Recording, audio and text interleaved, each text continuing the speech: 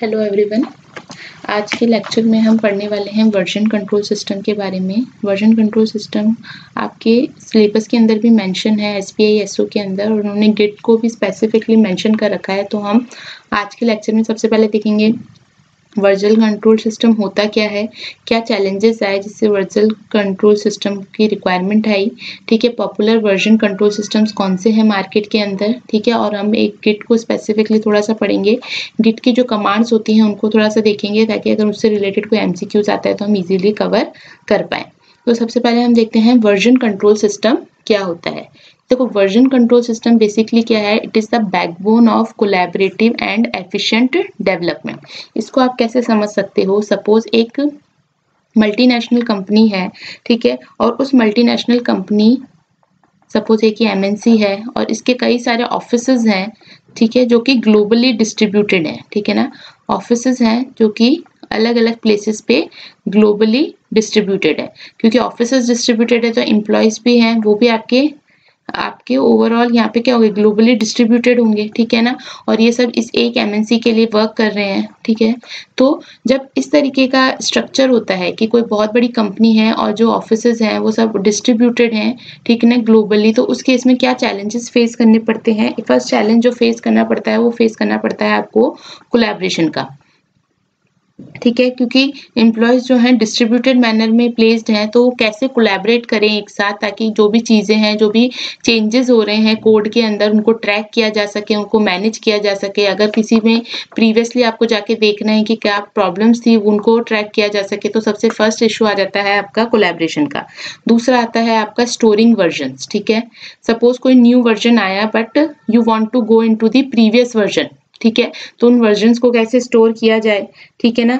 Next is restoring previous version. अगर कोई नए वर्जन में कोई दिक्कत आ रही है और आपको प्रीवियस जो वर्जन है उसको ही वापस से रीस्टोर करना है, तो वो एक चैलेंज हो जाता है आपका, ठीक है। इसके अलावा ये फिगर आउट करना कि क्या हुआ था, ठीक है ना, प्रीवियस वर्जन में क्या हुआ, जिसकी वजह से हमें न्यू वर्जन्स को, यानी कि कंपैरिजन करना बेसिकली, जो न्यू वर्जन है और उनको प्रीवियस वर्जन के साथ, तो उसके लिए आपको वर्जन कंट्रोल सिस्टम की रिक्वायरमेंट होती है। और लास्ट होता है आपका बैकअप।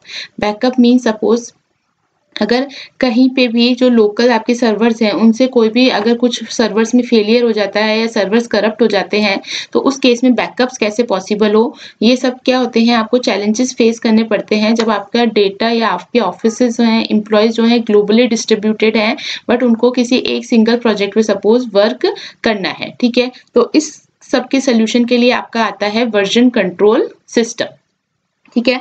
तो वर्जन कंट्रोल सिस्टम की बेसिकली हम डेफिनेशन क्या बोल सकते हैं, इसको सोर्स कंट्रोल भी बोला जाता है।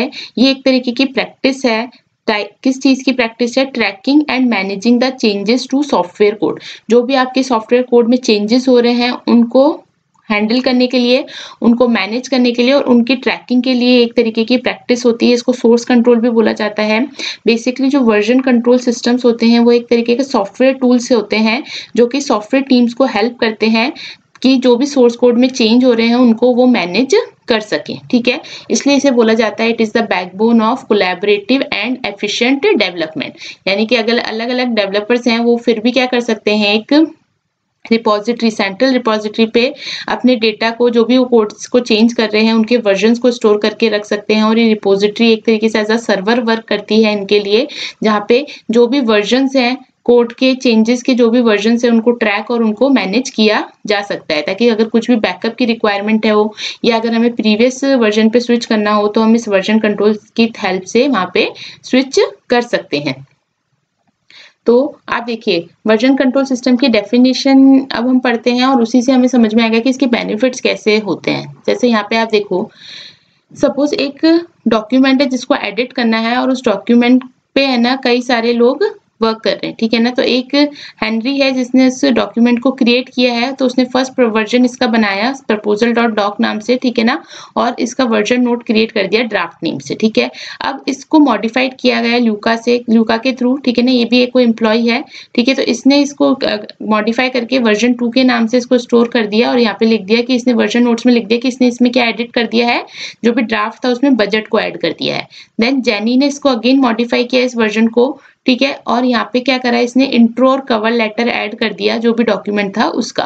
तो देखो यहाँ पे जो हेनरी के द्वारा, ल्यूका के द्वारा और जेनी के द्वारा जो डॉक्यूमेंट्स क्रिएट किए, ये सारे वर्जन्स जो होंगे ये आपके वर्जन कंट्रोल सिस्टम में स्टोर्ड होंगे, ताकि जब भी आपको प्रीवियस जाके देखना हो कि हेनरी ने क्या एडिट किया था या लूका या जेनी ने, तो आप इजीली क्या कर सको, प्रीवियस वर्जन्स पे स्विच कर सको। और जब ये डॉक्यूमेंट पूरा जो है, सपोज इनका मैनेजर है कोई नौरा, उसने इस जो भी प्रपोजल डॉक्यूमेंट था इसका फाइनल वर्जन है, इसको अप्रूव कर दिया, तो ये वर्जन जो हो जाएगा किसके लिए रेडी हो जाएगा, आपके सबमिशन के लिए। तो ये जितने भी मल्टीपल वर्जन्स बने एक सिंगल डॉक्यूमेंट्स के, ये सारे कहाँ पे स्टोर हो जाएंगे, एक सिंगल सर्वर सेंट्रल रिपोजिटरी में स्टोर हो जाएंगे, जहाँ पे आपका वर्जन कंट्रोल सिस्टम वर्क करेगा, जो कि मैनेज और ट्रैक करेगा इन डॉक्यूमेंट्स को। ठीक है, तो नीड क्या हुई हमारी, अब देखिए, अब हमने जो एमएनसी वाला एग्जांपल लिया था उसी से आप समझ सकते हैं कि वर्जन कंट्रोल सिस्टम की क्या नीड है। सबसे पहले ट्रैक चेंजेस, कोई भी जो हिस्ट्री है, यानी कि जो भी चेंजेस होते जा रहे हैं उन सारे चेंजेस की हिस्ट्री को जो है मेंटेन करके रखा जा सकता है फाइल्स के अंदर, ताकि आप ये देख सकते हो कि किस टाइम पे किसने क्या चेंज किया और क्यों चेंज किया किसी भी कोड के अंदर। इसके अलावा ये कोलैबोरेशन को भी इनेबल करता है, कि इसमें क्या होता है कि मल्टीपल जो डेवलपर्स हैं, ठीक है ना, वो साइमल्टेनियसली एक सेम प्रोजेक्ट पे वर्क कर सकते हैं विदाउट एनी कॉन्फ्लिक्ट। तो यहाँ पे आपकी एक रिपोजिटरी बन जाती है, सेंट्रल रिपोजिटरी सपोज, ठीक है, जो ऐसा सर्वर की तरह एक्ट करती है। और यहाँ पे आपकी क्या होती हैं, वर्किंग कॉपीज होती हैं, ठीक है, WCC में बता रही हूँ, जो कि हर अलग अलग वर्क स्टेशन पे रखी होती है, लाइक वर्किंग कॉपी 1, फिर यहाँ पे एक और वर्किंग कॉपी होती है जो वर्क स्टेशन 2 पे है, इसी तरीके से एक और वर्किंग कॉपी है जो कि वर्क स्टेशन 3 पे है। तो अगर कुछ भी अपडेट करना होता है तो इन कॉपीज पे अपडेट किया जाता है, ठीक है, और फिर इसको कमिट के लिए भेजा जाता है आपकी रिपोजिटरी में। तो ये सब काम आपके हर वर्क स्टेशन पे होता है। तो यहाँ पे क्या होता है, देखो इजी कोलैबोरेशन हो जाता है और कोई कॉन्फ्लिक्ट्स नहीं आते हैं, ठीक है, सब कॉपीज पे वर्क करते हैं और सेंट्रल रिपोजिटरी में जाके अपने वर्जन को कमिट कर देते हैं। एरर रिकवरी भी इसकी अच्छी है, क्यों, क्योंकि यहाँ पे क्या होता है, रिपोजिटरी के अंदर आपके प्रीवियस वर्जन स्टोर्ड हैं, तो आप क्विकली प्रीवियस वर्जन पे स्विच कर सकते हैं, कि अगर आपके कोई करंट वर्जन में प्रॉब्लम्स आ रही हैं तो आप डायरेक्टली क्विकली प्रीवियस वर्जन्स पे क्या कर सकते हैं, रिवर्ट बैक कर सकते हैं, क्योंकि वो सारे वर्जन्स जो हैं आपकी इस रिपोजिटरी में स्टोर्ड हैं। इसके अलावा एफिशिएंट कोड मैनेजमेंट है, क्यों, क्योंकि आप डिफरेंट वर्जन्स को मैनेज कर पा रहे हैं और ब्रांचिंग परफॉर्म कर पा रहे हैं, जिससे आपको एक तरीके से ट्रैक मिलता है पूरा कि किस तरीके से आपके कोड में चेंजेस और अपडेट्स हुए हैं। ठीक है, तो इसका एग्जाम्पल जैसे मैंने आपको ऊपर बताया कि कोई डॉक्यूमेंट पे टीम वर्क कर रही है, तो हर कोई जो है वर्जन कंट्रोल इंश्योर करेगा कि जो भी एडिट कर रहा है उस एडिट्स को ट्रैक किया जा सके, ताकि आगे जाके अगर कोई भी कॉन्फ्लिक्ट आता है तो हम पीछे प्रीवियस ट्रैक करके ये देख सकते हैं कि कोई भी एडिट जो है वो कौन से एम्प्लॉय के थ्रू किया गया है। तो वर्जन कंट्रोल सिस्टम की डेफिनेशन अब प्रॉपर अगर हम बोले तो क्या हो जाएगी, it is a tool that helps manage and track changes to files over time. Files बोल लीजिए या आपका जो भी सॉफ्टवेयर कोड है वो बोल लीजिए। इसका पर्पस क्या हो गया, to provide a systematic way of managing code, minimizing conflicts and ensuring the project is always in a stable state। क्योंकि प्रोजेक्ट स्टेबल स्टेट में होगा तो ही आप उसको एंड यूजर के द्वारा वो यूज किया जा सकेगा। तो ये इसका पर्पस हो जाता है आपके वर्जन कंट्रोल सिस्टम का। तो बेसिकली एक सॉफ्टवेयर टूल ही है ये। ठीक है, इसके की फीचर्स क्या हो गए, ट्रैक्स को जो भी चेंजेस होते हैं उनको ट्रैक करता है, इजी कोलैबोरेशन प्रोवाइड कराता है, ब्रांचिंग प्रोवाइड कराता है, ठीक है ना, supports isolated development for new features और मर्जिंग भी प्रोवाइड कराता है। जो भी चेंजेस हुए हैं, डिफरेंट कॉन्ट्रीब्यूटर्स ने जो भी चेंजेस किए उनको कंबाइन यानी कि उनको मर्ज करने की फैसिलिटी यहाँ पे प्रोवाइड की जाती है। ओके, तो देखो यही सारे जो चैलेंजेस हमें विदाउट वर्जन कंट्रोल के थ्रू आ रहे थे, वो सारे चैलेंजेस अब यहाँ पे क्या बन जाएंगे, बेनिफिट्स बन जाएंगे कि हम मर्जिंग और ब्रांचिंग कर सकते हैं।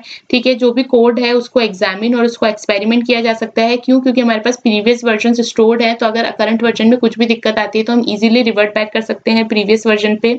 ऑल्सो आप ना ऑफलाइन भी चीजों पे ऑपरेट कर सकते हैं। इसके अलावा आपके क्या होता है, जब आप वर्जन कंट्रोल सिस्टम पे जो भी कमिट्स करते जाते हैं तो वो क्या होता है, रेगुलर और ऑटोमेटेड बैकअप्स उनके बनते जाते हैं। ठीक है ना, और एक ओपन चैनल के थ्रू आप क्या कर पा रहे हो, कम्युनिकेट कर पा रहे हो। तो अगर थोड़ा सा एलैबोरेट करके देखें कि क्या मतलब है, इन बेनिफिट्स का क्या होते हैं, तो देखो हिस्ट्री मैनेजमेंट मैंने आपको बता दिया, जितने भी चेंज होंगे ना आपके कोड के अंदर वो रिकॉर्ड होंगे। ठीक है, जिससे कि आप इवोल्यूशन जो है आपके प्रोजेक्ट का ओवर द टाइम कैसे इवोल्यूट हो रहा है, इवॉल्व हो रहा है आपका प्रोजेक्ट, वो आप देख सकते हो। ठीक है ना, रोल बैक्स भी आप देख सकते हो किसी भी प्रीवियस स्टेट का अगर आपको रिक्वायरमेंट है तो। टीम कोलैबोरेशन ये मैंने आपको बता ही दिया। मल्टीपल डेवलपर्स जो हैं सेम प्रोजेक्ट पे साइमल्टेनियसली वर्क कर सकते हैं और इसमें किसी का भी इंटरफेयर नहीं होगा एक दूसरे के चेंजेस में, क्योंकि सब जो है अपने कमिट्स को वहाँ पे अपने जो भी वर्जन है उसको सेव कर पाएंगे वर्जन कंट्रोल सिस्टम के ऊपर, ठीक है ना। और फिर जो भी चेंजेस कोलैबोरेटर्स के द्वारा किए गए हैं उन चेंजेस को आप मर्ज कर सकते हो, ठीक है।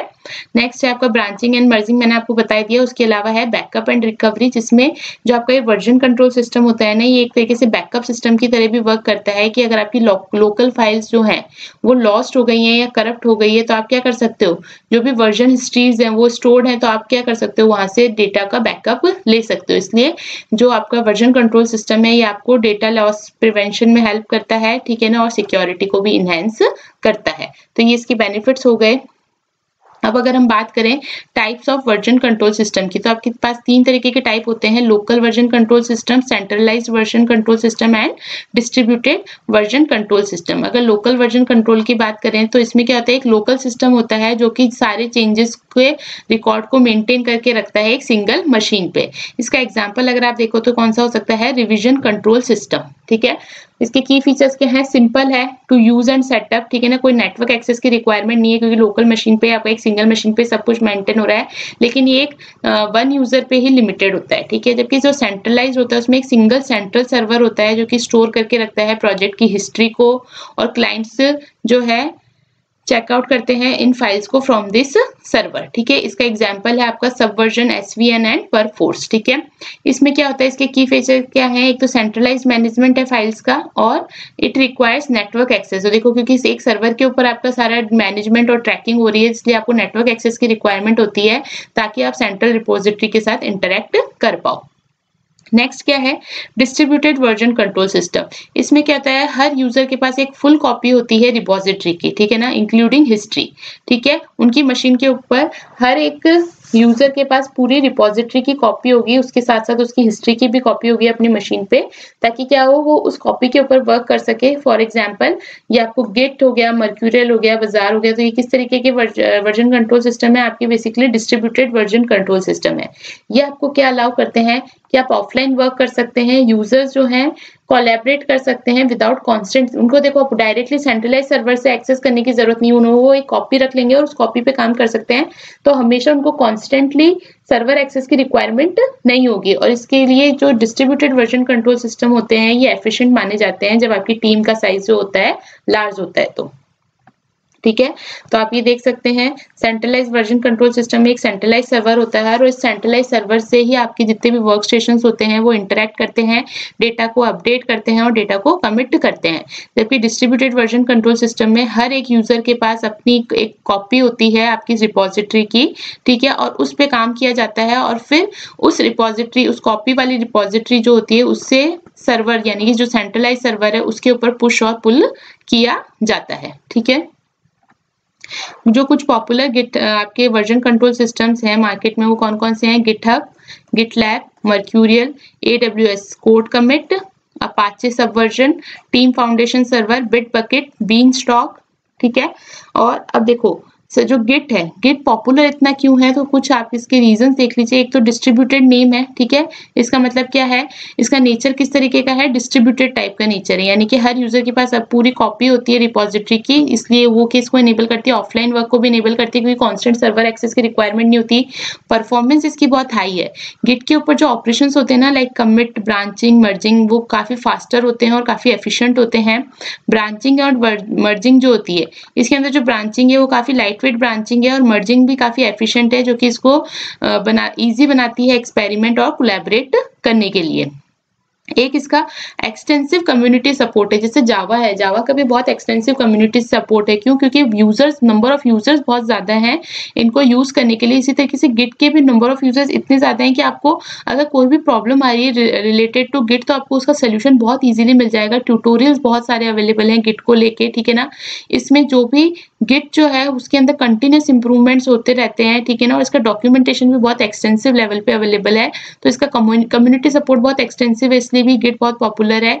इसके अलावा इंटीग्रेशन विथ प्लेटफॉर्म, तो गिट जो है ना इंटीग्रेट कर पाता है platforms like GitHub, GitLab, Bitbucket के साथ फॉर कोलैबोरेशन एंड CI/CD, ठीक है। और फ्लेक्सिबिलिटी एंड वर्सेटिलिटी, तो देखो ये जो है वैसे तो गिट का नेचर डिस्ट्रीब्यूटेड होता है, बट गिट जो है आपका सेंट्रलाइज्ड को और डिस्ट्रीब्यूटेड दोनों ही वर्कफ्लो को सपोर्ट करता है, इसलिए ये डिफरेंट प्रोजेक्ट साइज के लिए आपका स्मॉल टू लार्ज सारे टाइप के प्रोजेक्ट साइज के लिए एप्लीकेबल या सुटेबल होता है, ठीक है। तो ये गिट इसलिए पॉपुलर है। गिट की कुछ कमांड्स हैं जो आपको देखनी है, ये मैंने आपके यहाँ नोट्स में मेंशन कर दी है, तो ये कमांड्स आप थोड़ा सा देख के जाइएगा। ये कमांड्स आपको हेल्प करेगी अगर इससे रिलेटेड कोई MCQ आता है। तो मैंने यहाँ पे कोशिश की है कि जितनी कमांड्स हम यहाँ पे लिख सकें, तो ये मैंने टेबल फॉर्म में कमांड सारी यहाँ बता दी हैं। इन कमांड्स को आप देखिए, इनका डिस्क्रिप्शन भी मैंने मेंशन कर रखा है। तो ये मैं रिकमेंड करूंगी कि पढ़ के जाइएगा। बहुत छोटा टॉपिक है वर्जन कंट्रोल सिस्टम, ज्यादा कुछ इसमें है नहीं, और इसलिए उसमें क्योंकि उन्होंने आपके सिलेबस में गिट थोड़ा सा मेंशन ही कर रखा है इस वर्जन कंट्रोल सिस्टम के साथ, इसलिए मैंने थोड़ा सा गिट पे एम्फेसाइज किया है। ये नोट्स मैं आपको टेलीग्राम चैनल पे शेयर कर दूंगी, वहां पे आप इन गिट कमांड्स को भी विद डिस्क्रिप्शन देख सकते हैं। So that's it for this video, thank you.